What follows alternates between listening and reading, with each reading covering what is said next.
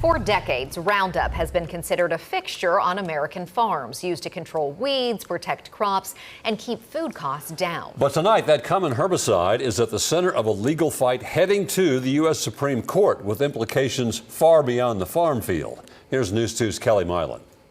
Roundup has been a staple on American farms, used to control weeds and protect crops. Utilizing this product, we're able to take less passes across the field, be able to be more efficient and more affordable. But thousands of lawsuits have claimed exposure to the weed killer causes cancer. Some juries have agreed, awarding massive verdicts to plaintiffs who say they were never adequately warned of the risks. Bayer, which acquired Roundup through its purchase of Monsanto, disputes those claims. Their company points to the Environmental Protection Agency, which have said glyphosate, the active ingredient in Roundup, is not likely carcinogenic when used as directed. Now, the U.S. Supreme Court will decide whether those cases can move forward. Congress took a proactive step to say, we're not putting that into language in the law.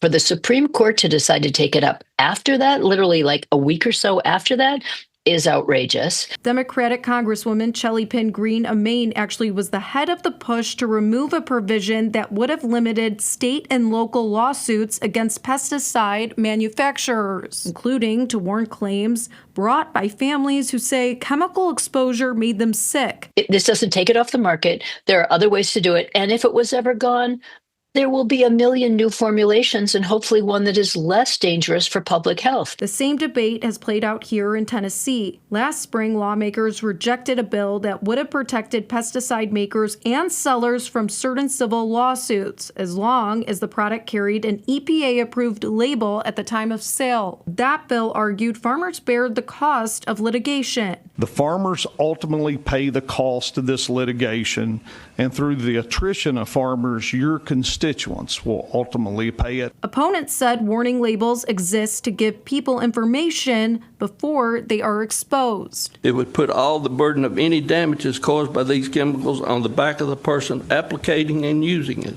the farmer.